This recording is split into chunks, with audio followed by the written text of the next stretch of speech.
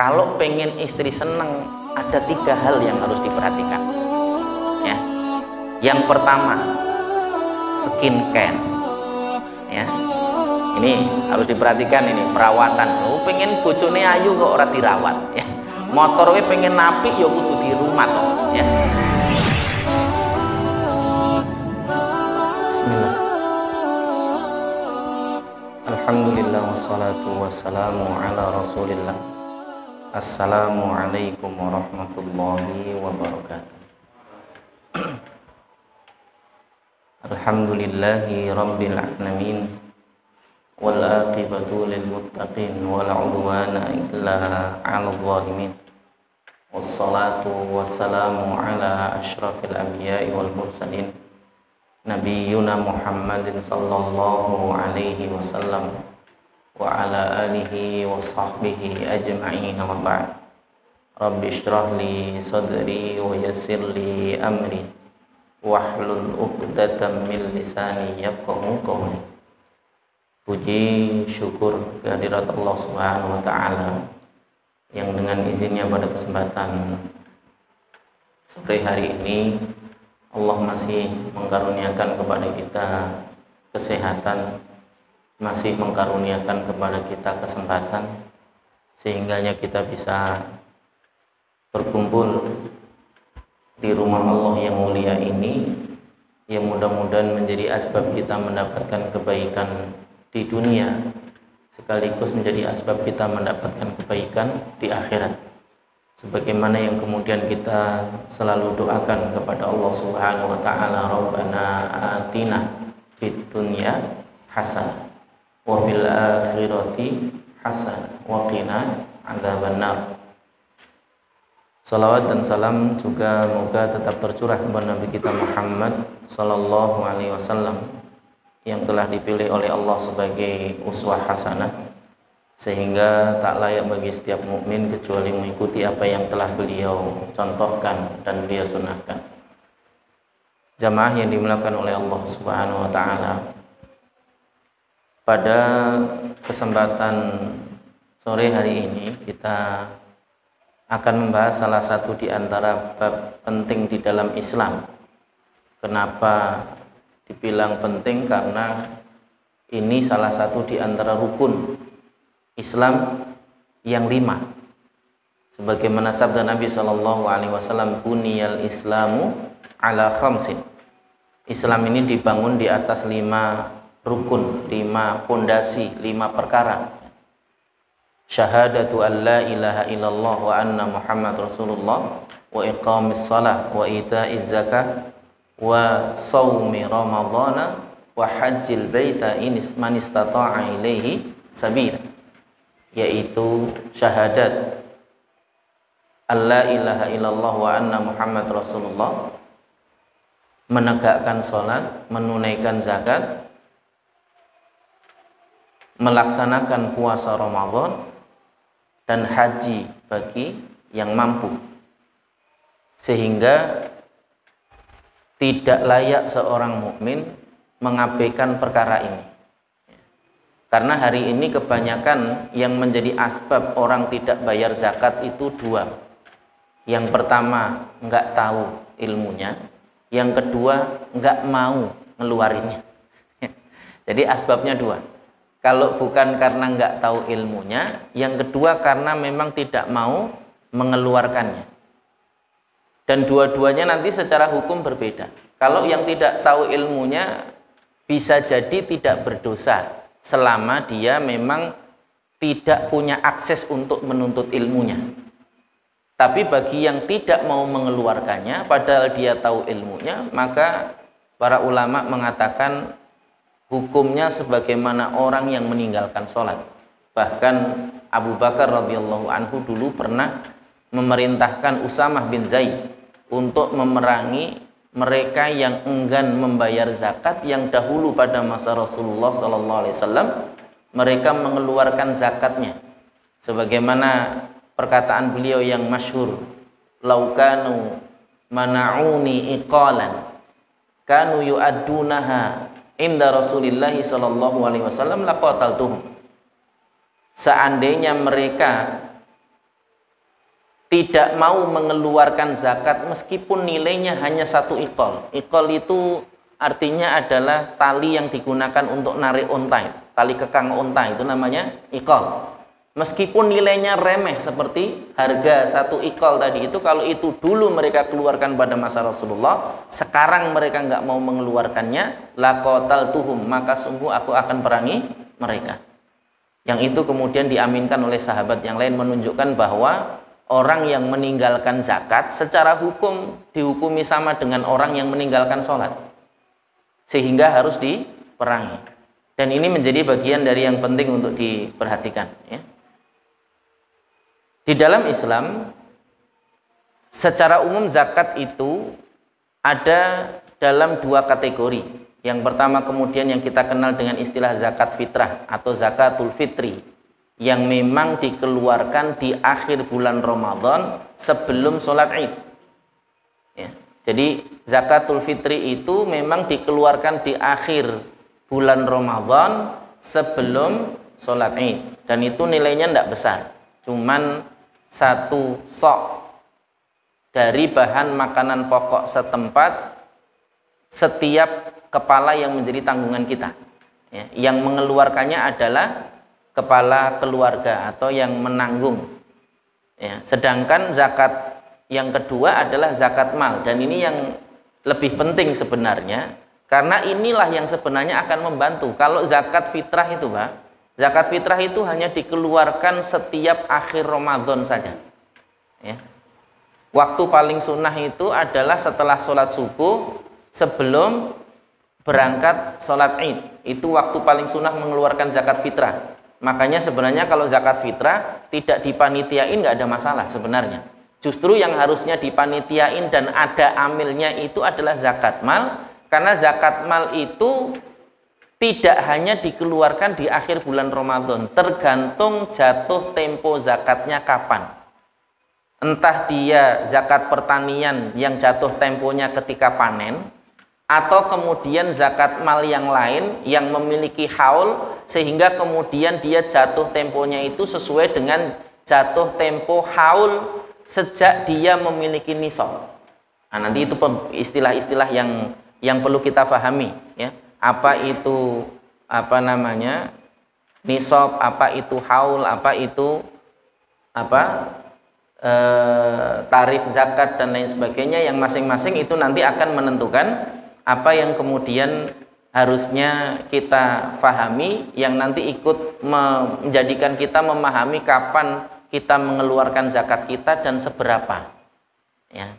Dan ini bagian dari yang juga penting untuk difahami. Sebenarnya yang perlu kita pahami poin-poinnya ini, Pak. Ini ada 1 harta, yang kedua amil dan baitul mal, yang ketiga zakat secara histori dan dasar hukum secara syariatnya, kemudian harta yang dizakati, penghitungan zakat, pelaksanaan zakat.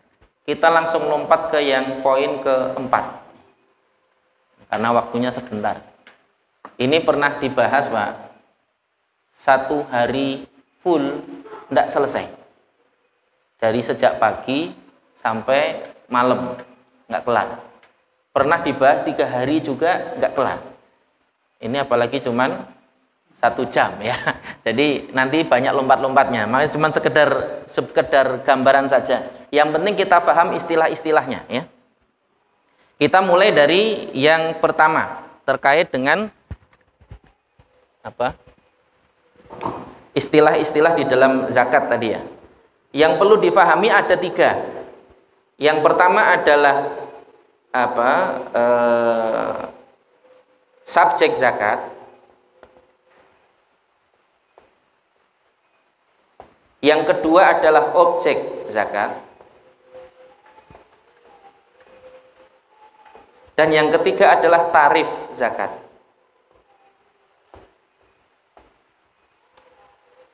Jadi ada 3 poin yang perlu kita pahami di sini. Yang pertama adalah subjek zakat atau siapa yang wajib untuk membayar zakat.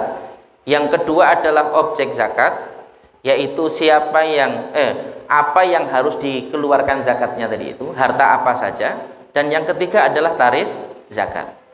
Ini 3 poin pokok yang harus kita pahami untuk memahami nanti tentang zakat yang harus kita keluarkan bagi yang sudah memenuhi syaratnya, ya. Subjek zakat itu siapa? Subjek zakat adalah pemilik harta. Harta apa saja? Nah, ini nanti terkait dengan objek zakatnya. Hanya harta tertentu, tidak semua harta, ya. Jadi yang dibayar zakatnya itu hanya harta tertentu, tidak semua harta.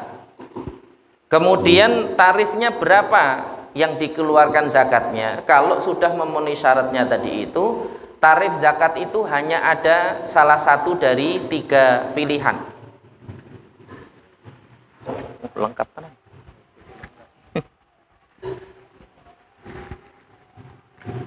Allahu Akbar.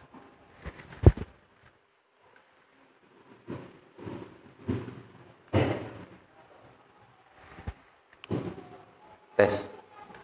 Jadi tarif zakat itu secara umum hanya ada 3. Yang pertama adalah 1/40 atau yang kita kenal dengan istilah 2,5%. Kemudian yang kedua adalah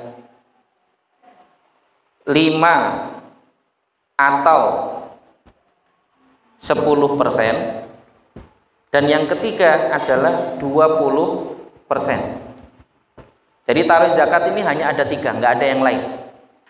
Tarif zakat itu hanya ada salah satu dari 3 ini. Entah dia 1/40 atau 2,5%, 5 atau 10%, dan yang ketiga adalah 20%. Nggak ada tarif zakat yang lain. Nggak ada yang lain. Jadi ini poin penting yang kemudian harus kita pahami untuk nanti kita bisa menentukan kapan kita zakat, apakah kita sudah wajib zakat atau belum, mengeluarkan zakatnya berapa. Ini 3 hal yang harus kita pahami, ya.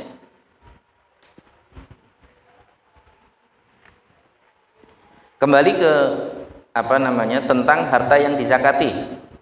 Subjek zakatnya siapa? Pemilik harta. Kemudian harta yang dizakati apa saja? Ya.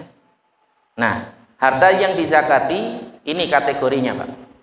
Kita fokus ke yang sebelah kiri dulu. Yang sebelah kanan itu pembahasan yang panjang yang diperselisihkan di antara para ulama. Kalau yang sebelah kiri semua ulama sepakat, ya. Karena itu ada nasnya baik di dalam Quran maupun hadis. Yang pertama adalah binatang ternak. Binatang ternak yang kemudian dizakati itu hanya 3. Kambing dengan berbagai macam jenisnya, termasuk domba dan lain sebagainya. Kemudian yang kedua sapi dengan berbagai macam jenisnya, ya, termasuk kerbau menurut sebagian ulama, ya. Kemudian yang ketiga adalah unta dengan berbagai macam jenisnya. Ya, nanti akan saya bagikan slide ini, nanti silahkan dibaca-baca. Nanti juga ada tabelnya yang memudahkan kita. Jadi apa yang kemudian di antara harta yang harus dikeluarkan zakatnya, satu adalah binatang ternak. Binatang ternak itu 3. Lah kalau kemudian kita ternak lele atau ternak ayam, gimana zakatnya? Itu tidak masuk dalam kategori zakat binatang ternak, tapi masuknya dalam kategori zakat niaga, ya. Jadi nanti masuknya zakat niaga, karena orang ternak lele kan bukan untuk menjaga lele itu, tapi untuk menjual lele itu. Sebagaimana ayam juga diternak bukan untuk menjaga eksistensi ayamnya, tapi untuk menjual ayamnya. Berbeda kalau orang ternak kambing, kadang-kadang memang duet-duet gitu, untuk menjaga eksistensinya, makanya dikembangbiakkan. Begitu juga sapi, kadang-kadang juga demikian, ya. Dan ini menjadi bagian dari yang penting untuk diperhatikan. Jadi termasuk di antara objek zakat yang harus dizakati itu adalah 1 binatang ternak. Binatang ternak itu hanya 3 tadi. Selain 3,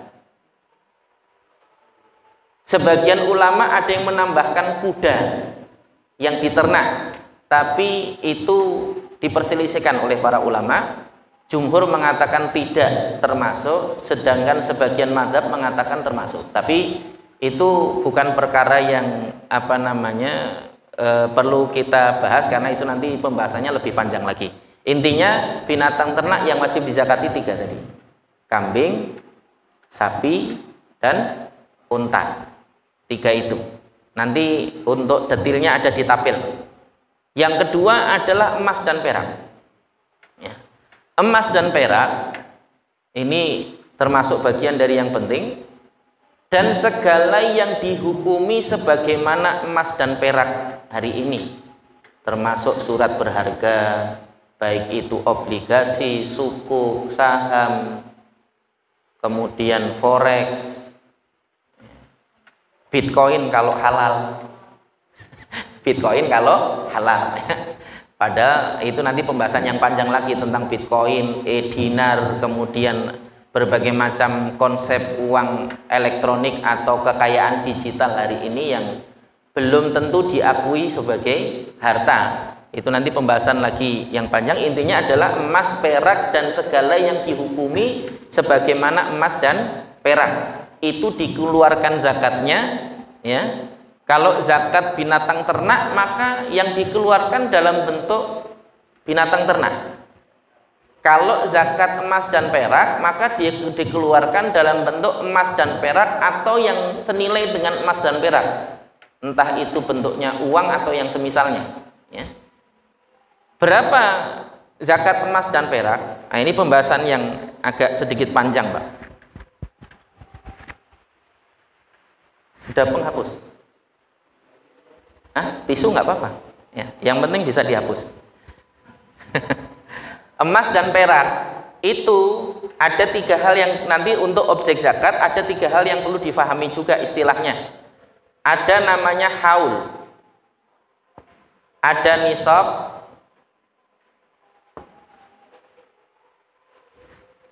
kemudian ada hak milik penuh.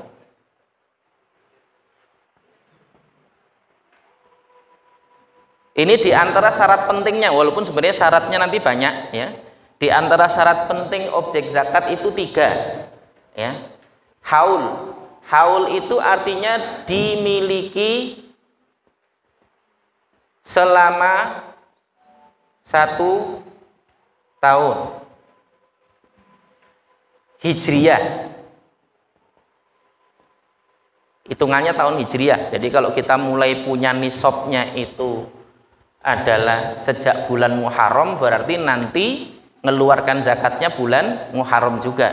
Kalau kita punya nisabnya itu di bulan Ramadan, berarti nanti mengeluarkan zakatnya di bulan Ramadan juga. Kalau kita nisabnya itu di bulan Syawal, maka nanti mengeluarkannya di bulan Syawal juga. Makanya sebenarnya yang harusnya dipanitiain ini zakat mal ini, bukan zakat fitrah. Kalau zakat fitrah itu melakukan sendiri-sendiri nggak ada masalah. Loh, nanti kalau dilakukan sendiri-sendiri numpuk, memang tujuannya itu mensugih. Jadi memang numpuk pada satu orang miskin nggak apa-apa kalau memang di situ hanya satu aja yang miskin, nggak ada masalah. Ya. Sedangkan zakat mal ini nanti dilihat sesuai dengan asnaf yang berhak di sekitar tempat dibagikannya zakat mal tadi. Yang asnafnya ada 8. Kalau untuk zakat fitrah, para ulama berbeda pendapat, ada yang mengatakan dia 8 asnaf juga, ada yang mengatakan fakir dan miskin. Kenapa? Kalau untuk 8 asnaf yang lain itu harus di assessment dulu, harus disurvei dulu. Kalau untuk fakir miskin itu terlihat dari secara zahir dan paling mudah didapati. Ya.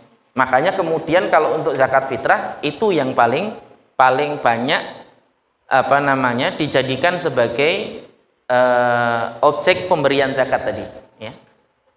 Jadi ini hitungannya hijriyah. Jadi 2,5% itu tarif menggunakan tahun hijriyah, ya. Lah kalau kayak saya punya usaha niaga itu pembukuannya berdasarkan tahun Masehi gimana? Kalau tahun Masehi itu bukan 2,5%. Kalau menggunakan tahun Masehi, tarif zakatnya per tahunnya adalah 2,575%. Ini tarif zakatnya, Pak. Ya. Ini kalau menggunakan tahun Masehi. Jadi kalau menggunakan tahun Masehi, tarif zakatnya bukan 2,5%, tapi 2,575%. Kenapa? Karena ada perbedaan mendasar penghitungan hari di bulan Masehi dengan bulan Hijriah. Jadi tahun Masehi dengan tahun Hijriah. Kalau tahun Hijriah itu hanya 350 hari, sedangkan tahun Hijriah itu hanya 350 hari, sedangkan tahun Masehi itu sampai 365 hari.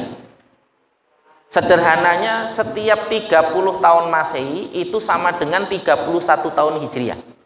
Jadi kalau jenengan usianya sudah 30, sebenarnya itu kalau dihitung Hijriahnya itu usianya 31. Jadi kalau Nabi mengatakan usia umatku antara 70 atau 60 tahun, itu hitungan Hijriah, Pak. Ya, itu hitungan Hijriah. Jadi kalau kemudian kita ngitungnya pakai Hijriah, kalau sekarang sudah 40 tahun, sejatinya sudah 41 tahun. Kalau sudah 50 tahun, bisa jadi sudah 52 tahun. Ya. Yang jelas kalau 60 tahun itu sudah genah 62 tahun. Sudah dapat bonus 2 tahun. Jadi jangan lupa diri. Sudah dapat bonus 2. Itu ibarat kuota itu sudah dilebihkan. Jadi kalau lupa diri takutnya nanti kuotanya habis, dianya ngimpinya masih banyak gitu ya. Ini penting untuk diperhatikan ya. Kemudian nisab ini adalah takaran minimal wajib zakatnya ya. Nisab itu adalah takaran minimal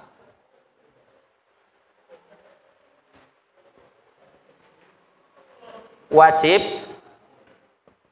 zakat. Jadi takaran minimal wajib zakat.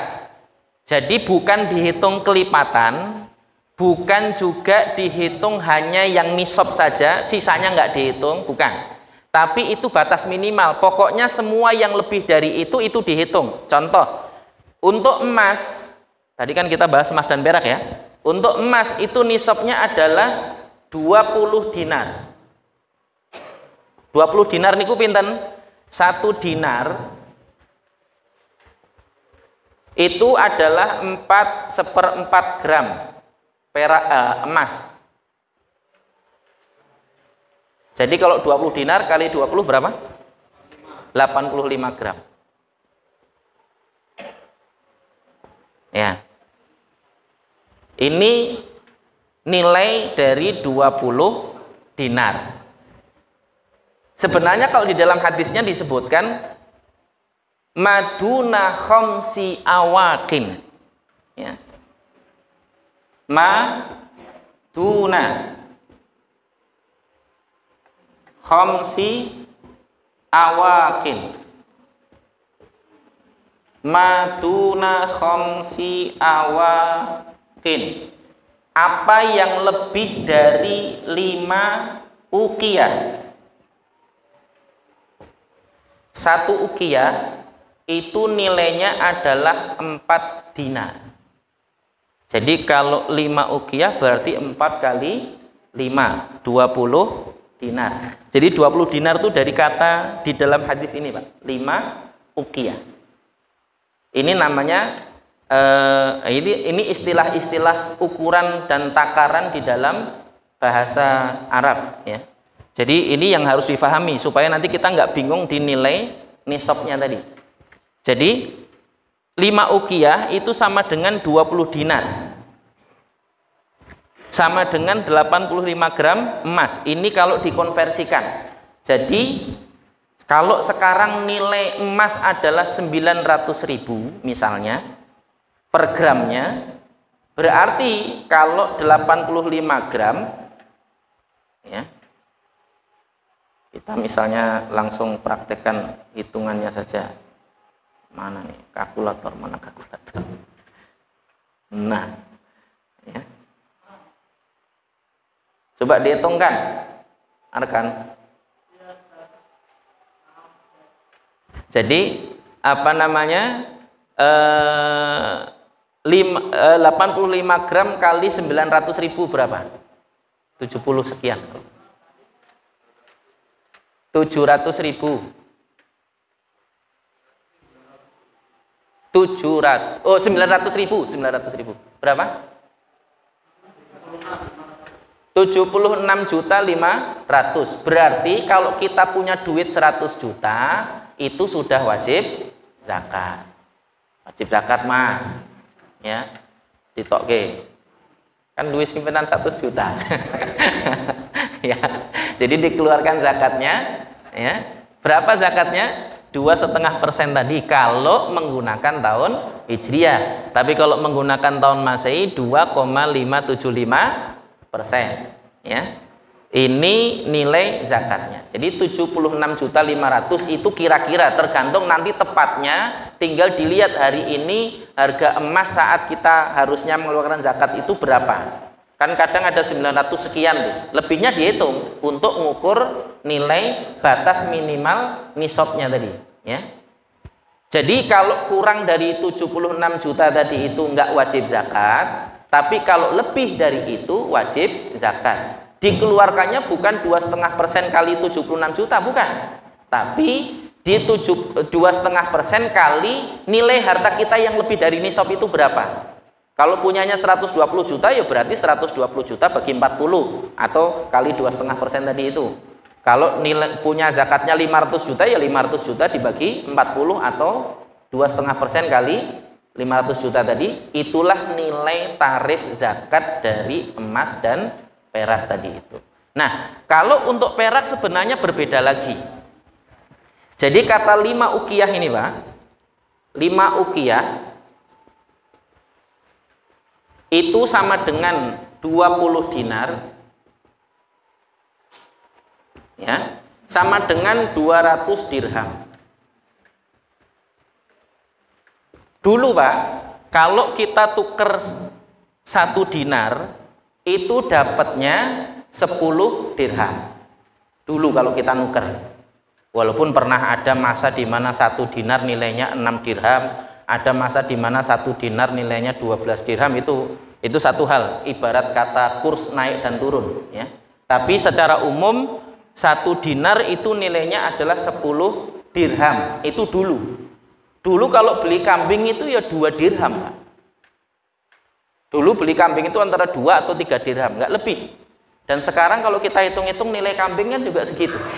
Kalau jenengan beli kambing hari ini 1 dirham itu, kalau dulu, Pak, dulu nilainya 3 dirham itu dulu dapat kambing, Pak. Kalau sekarang kayaknya nggak dapat. 1 dirham itu kalau dikuruskan ke rupiah sekitar 70.000 sekarang. Berarti kalau 3 dirham 210.000, itu cempe aja nggak dapat itu. Cempe aja sampai 400-an ribu, ya. Itu cempe. Apalagi kalau yang kambing yang sudah cukup umur, ya.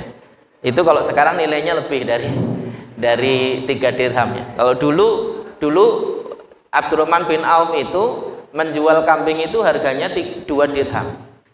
Ditawar 1 dirham sama pembelinya. 1 dirham boleh, nggak apa-apa. Tali ikolnya tadi itu diambil, kambingnya dikasihin. Kan nggak mungkin tuku kambing gotong, Pak. Namanya beli kambing itu mesti nuntun di mana-mana, kan? Namanya nuntun itu pasti butuh tali. Loh, kok talinya dicopot? Iya, harga talinya 1 dirham. Jadi tetap payune 2 dirham. Nah, ini pinternya Abdurrahman bin Auf di dalam berdagang, ya. Jadi ini nilainya. Tapi kalau dikonversikan, Pak, nilai rupiahnya berbeda. 20 dinar tadi sama dengan 85 gram emas. Sedangkan 200 dirham itu sama dengan 595 gram perak. Nah, harga perak per gram sekarang sekitar 20 ribuan, 18 sampai 20 ribu. Kalau kita hitung bulat 20 ribu aja, ini berarti cuman sekitar 11 jutaan, Pak. 11.800.000 itu sudah mencapai nisab. Jadi kalau jenengan punya tabungan lebih dari 11 juta, itu sudah mencapai nisab menurut takaran perak, ya.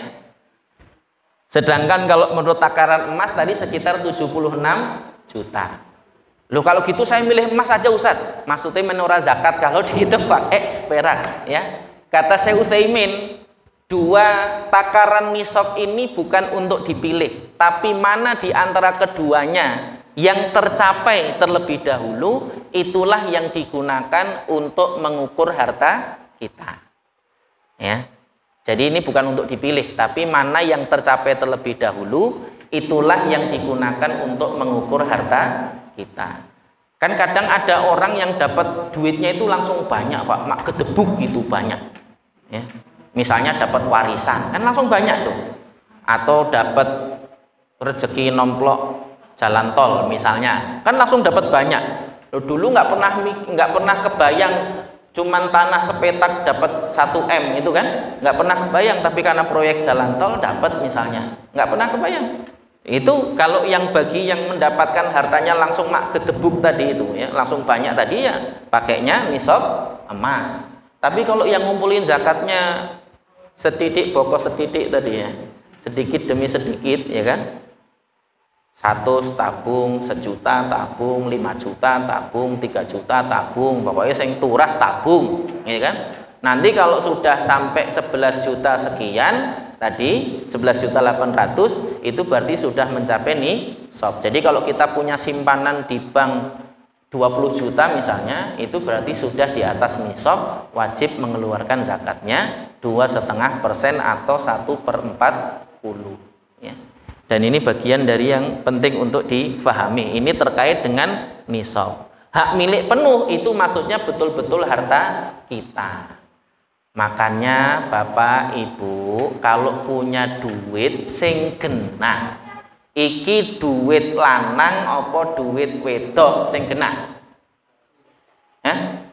Harus jelas, maksudnya duit suami atau duit istri. Karena apa? Uang suami adalah uang suami. Sejak kapan uang suami jadi uang istri? Uang suami uang suami, uang istri uang istri. Sedangkan kebanyakan kita ini semua uang dipegang istri, jadi nggak jelas. Betul nggak? Kok mantep tenang kalau betul, maksudnya gen balik hitung-hitungan apa piye iki ceritane. Jadi di dalam Islam itu uang suami, uang istri, uang istri. Hanya ada hak istri pada harta suami. Di antaranya apa? Hak nafkah. Nafkah itu apa? Nafkah itu sebagaimana apa yang Allah firmankan di dalam ayatnya, wa 'alal mauludi lahu rizquhunna wa kiswatuhunna. Nafkah itu berupa makanan dan pakaian. Lebih dari itu kalau dikasihkan suami kepada istri berarti sedekahnya suami kepada istri. Nih, nafkah itu intinya adalah makanan dan pakaian. Cuman Pak, kalau pengen istri seneng, ada 3 hal yang harus diperhatikan. Ya. Yang pertama, skincare. Ya. Ini harus diperhatikan, ini perawatan. Lu pengen bojone ayu kok ora dirawat, ya. Motor we pengen apik ya kudu di rumah toh, ya. Sebagaimana istri kalau pengen cantik ya diurus. Jangan-jangan khawatirnya Pak, istri kita itu nggak cantiknya sejak nikah sama kita, itu maksudnya. Makanya di rumah ya.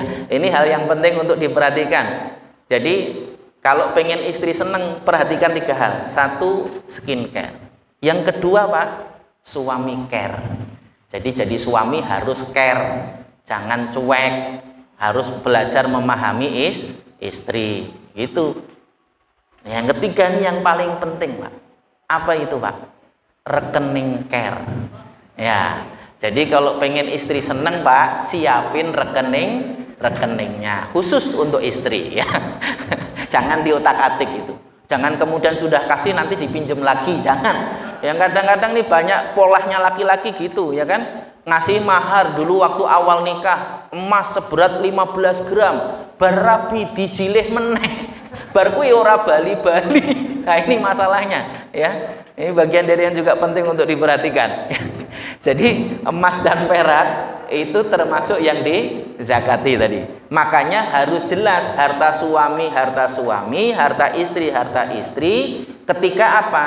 Ketika nanti jatuh tempo bayar zakat, jelas siapa yang bayar zakat. Kan tadi yang harus diperhatikan subjek zakat salah satunya kan? Karena zakat mal itu tidak seperti zakat fitrah yang diwakili kepala keluarga, enggak.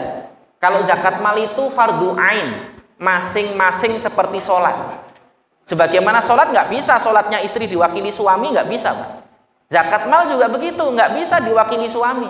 Masing-masing yang punya harta maka dialah yang wajib mengeluarkan zakat. Hatta kalau anak kita punya harta sendiri, Pak, dia juga wajib mengeluarkan zakatnya. Makanya Umar pernah mengingatkan, ya, Umar pernah mengingatkan kepada wali anak yatim yang sugih, anak yatim yang kaya, ya, agar kemudian mengelola hartanya tadi itu dengan baik, memutarnya sehingga hartanya itu berkembang. Kenapa? Kaila ta'kuluhu shadaqah, supaya tidak habis dimakan zakat. Harta itu kalau terus dikeluarkan zakatnya, tapi ngendap, nggak berkembang, ya lama-lama habis, Pak. Lama-lama kurang dari nisab, sehingga wayahnya dia dewasa mau ngambil warisnya ternyata habis warisnya, gitu kan? Nah, ini bagian dari yang juga penting untuk diperhatikan. Makanya harta itu salah satu di antara hal yang penting untuk diperhatikan adalah hak miliknya tadi, milik siapa, harus jelas, ya. Tapi santai aja, Bu, walaupun harta itu harta suami, harta istri, yakinlah harta istri itu harusnya nggak pernah kelong. Kalau harta istri kelong itu berarti ada masalah itu, ya. Kenapa? Loh, karena yang nanggung itu laki-laki, suami. Makan duitnya suami yang dipakai, pakaian duitnya suami yang dipakai, ya kan? Kemudian mau apa-apa ya duitnya suami yang dipakai, bangun rumah duit suami, beli motor duit suami, cicilan mobil ya duit suami, itu, ya. Jadi sing kelong terus itu duitnya suami. Makanya aneh kalau duit istri kelong, itu berarti ada masalah, itu maksudnya, ya. Karena istri nggak harus nanggung apa-apa, sehingga ya harusnya utuh duitnya, kecuali dipakai sendiri, itu satu hal, ya. Kalau dia nggak pakai kok DT kelong, itu berarti ada masalah itu. Ya, enek tuyul ndak sireng berarti. Bagian dari yang juga penting untuk diperhatikan, ya. Jadi itu terkait dengan haul, nisab dan hak milik penuh terkait dengan syarat utama dalam mengeluarkan zakat. Walaupun syaratnya sebenarnya ada beberapa lagi yang lain seperti Islam, balik dan lain sebagainya. Tapi secara umum yang paling inti tiga itu yang harus diperhatikan, karena nanti perputaran kepemilikan kita selama 1 tahun itulah yang harus kita perhatikan, siapa yang punya harta, ya. Kemudian nisabnya itu juga harus diperhatikan. Jadi tadi gambaran takaran nisabnya seperti tadi, ya. Jadi zakat emas dan perak atau yang semisalnya, tabungan, kemudian tadi surat berharga dan lain sebagainya, nanti diukurnya berdasarkan emas dan perak. Termasuk juga zakat perdagangan atau niaga, itu diukurnya juga sama sebagaimana mengukur emas dan perak. Hanya penghitungannya, Pak, kalau perniagaan atau perdagangan itu yang dihitung total modal, baik yang jadi masih dalam bentuk barang atau yang sudah laku sehingga dalam bentuk uang. Namanya orang berdagang kan, ya, kalau yang dagangnya pinter itu kan nggak asal sowat saut sana sini gitu kan, tetap ada yang dikip, ini uang modal jangan sampai kurang, ya kan. Kalau perlu untung terus, sehingga modalnya semakin lama semakin tambah besar. Nah, itu yang dihitung adalah total modal tadi. Jadi modal yang masih dalam bentuk barang berarti harga beli barangnya, bukan harga jual, ya. Harga beli barangnya itu belanjanya berapa, yang masih dalam bentuk barang, kemudian yang sudah laku berapa, yang sudah terkumpul dari duit yang sudah laku itu berapa, di total dikurangi biaya-biaya bulan jatuh tempo bayar zakat. Misalnya kita jatuh tempo bayar zakatnya bulan Ramadan. Bulan Ramadan ini pernahnya pas bulan April misalnya. Maka nanti kebutuhan bulan April itu yang mengurangi nilai harta kita. Termasuk hutang. Hutang yang mengurangi harta, apalagi kalau dagang kan kadang-kadang ada hutang lancar modelnya yang konsignasi atau yang pembayarannya cash tempo dan semisalnya, ya. Kalau jatuh tempo bayar hutangnya pas saat jatuh tempo kita bayar zakat, maka itu mengurangi harta. Tapi kalau tidak, maka tidak mengurangi harta meskipun masih statusnya hutang. Contoh, kita punya utang 20 juta. Total modal kita setelah kita hitung misalnya 150 juta. Ya.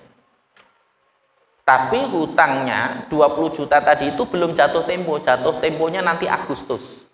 Karena kita bayar zakatnya bulan April, maka hutang tadi tidak mengurangi harta. Tapi kalau hutang tadi itu jatuh temponya bulan April, maka 20 juta itu dikurangi 150 tadi. Jadi 150 dikurangi 20 juta tadi. Jadi 130 juta baru dikeluarkan zakatnya 1/40 atau 2,5%. Jadi hutang yang mengurangi harta hanya hutang jatuh tempo saat jatuh tempo bayar zakat. Makanya nanti kebutuhan yang mengurangi harta juga hanya kebutuhan jatuh tempo saja. Jadi kayak misalnya bayar listrik bulan April, bayar karyawan bulan April, kemudian bayar anak sekolah bulan April, ya itu saja yang mengurangi harta. Sisanya ya itu dihitung untuk dikeluarkan zakatnya. Ini kecepatan enggak, Pak? Ya, bisa dipahami ya. Ini gambaran umumnya begitu, ya.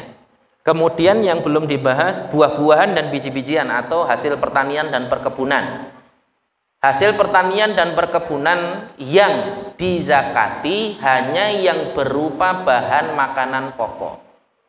Kurma, anggur, kemudian gandum, sagu, jagung, singkong, kalau memang singkongnya dikonsumsi ya, bukan singkong racun yang dikirim ke pabrik, itu bukan ya. Kemudian hasil pertanian dan perkebunan yang memang untuk disimpan dalam waktu yang lama sebagai bahan makanan pokok, sebagaimana yang disebutkan di dalam mazhab Syafi'i, itu adalah mimma yaktatuhun nas, apa yang dimakan dan disimpan oleh manusia. Jadi kalau sayur-sayuran yang enggak disimpan seperti cabai, kemudian terong dan lain sebagainya, itu bukan dizakati dari hasil pertanian dan perkebunan, tapi dari hasil niaga. Karena biasanya orang kalau nanam cabai ya untuk dijual. Beda kalau orang nanam jagung atau nanam padi, sebagiannya kadang-kadang disimpan di lumbung untuk stok bahan makanan kita di waktu yang akan mendatang gitu.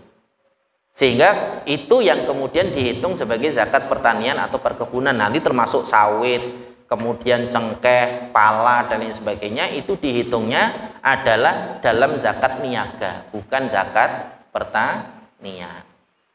Sampai di sini bisa dipahami, Pak? Nah, zakat pertanian itu zakatnya tidak nunggu haul, tapi dikeluarkannya saat panen. Panennya berapa, saat itulah dia mengeluarkan zakat. Nisabnya berapa zakat pertanian?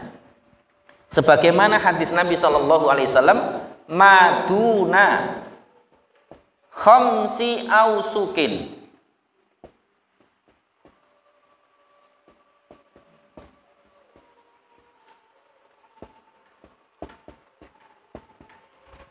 Apa yang lebih dari 5 wasak, ya, 1 wasak itu sama dengan 60 sok. Nah, ini nanti hitungan zakat fitrah juga, ya. Sok itu hitungan untuk ngitung zakat fitrah. 1 sok itu, Pak, sok itu kalau dulu semacam gelas takar, Pak.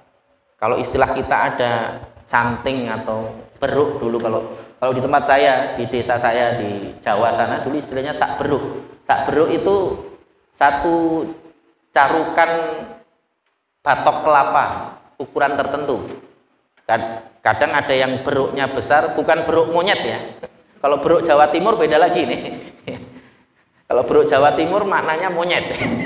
Ya, ini beruk canting atau batok kelapa tadi itu ada yang batok kelapa besar, ada yang batok kelapa kecil. Nanti masing-masing harganya beda. Kalau dulu ngitungnya pakai itu. Nah, dulu pada masa Nabi juga sama.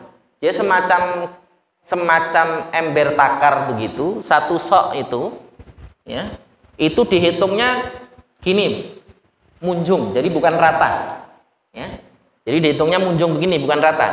Ini ibarat ember takarnya, jadi dihitungnya munjung begini. Ini satu sok. Satu sok itu sama dengan 4 mud. Nah, itu nanti hitungan lagi nih.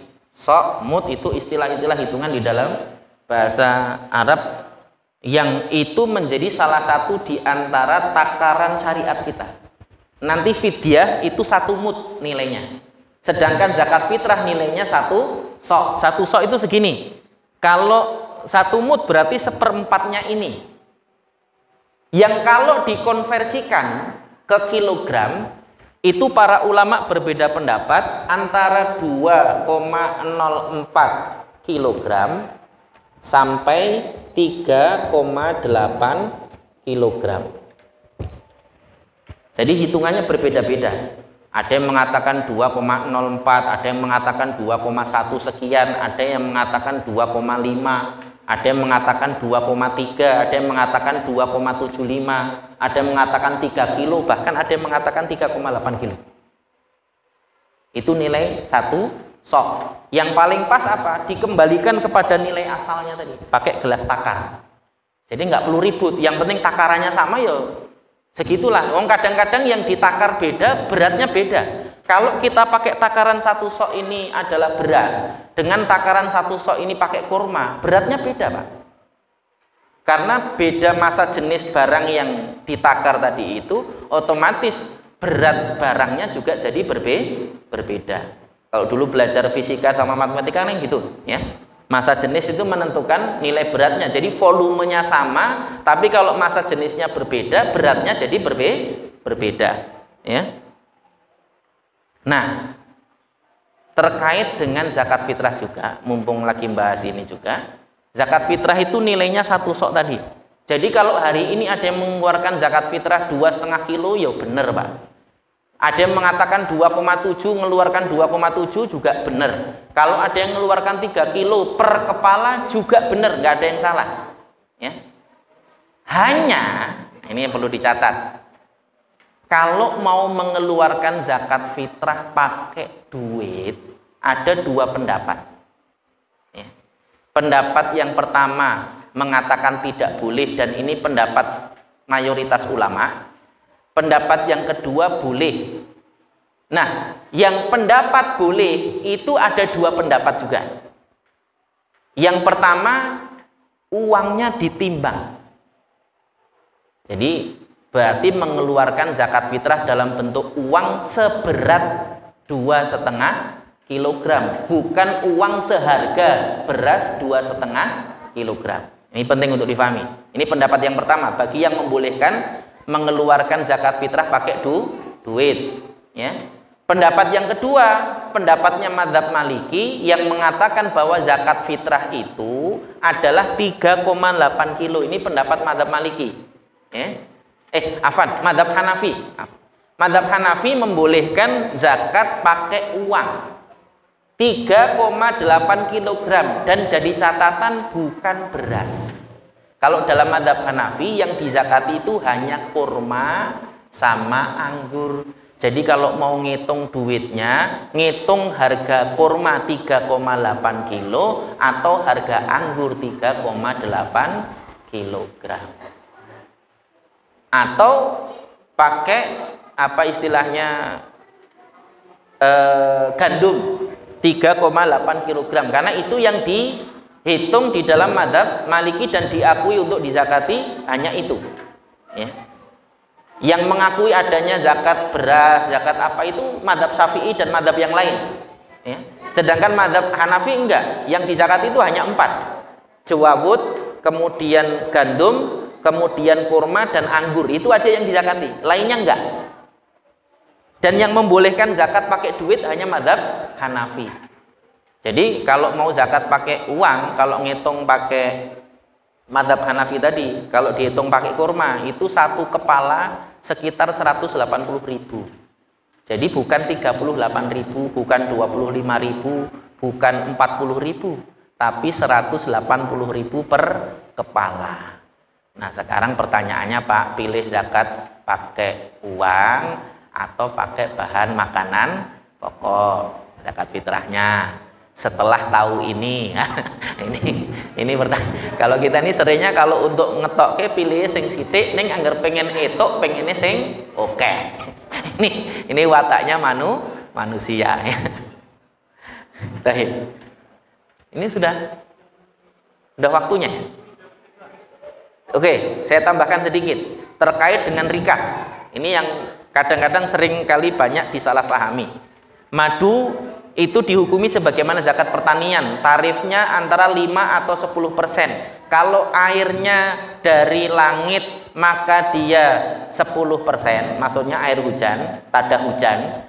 Kalau kemudian airnya diusahakan entah pakai sipel, pakai sumur, pakai sanyo, pakai alkon atau yang semisalnya irigasi, yang kita mengeluarkan biaya untuk pengairan sawah kita, maka zakatnya hanya 5%. Setiap kali panen tidak dikurangi untung dan rugi ya, tidak dihitung untung dan rugi, pokoknya hasilnya kalau di atas nisab ini 60 sok 1 wasak, berarti kalau 5 wasak berarti 300 sok, itu kurang lebih 6 kintal 12 kg kalau menggunakan hitungan paling kecil ya. Jadi kalau kita hasilnya lebih dari 6 kintal 12 kg maka wajib zakatnya 5 atau 10% tadi itu ya. Itu zakat pertanian. Madu juga sama, kalau madu dihitungnya 10%. Dari nilai zakatnya adalah 30 sok atau sekitar 60 kilo. Kalau kita panen madu 60 kilo berarti keluar zakatnya adalah 10% atau 6 kilo zakatnya.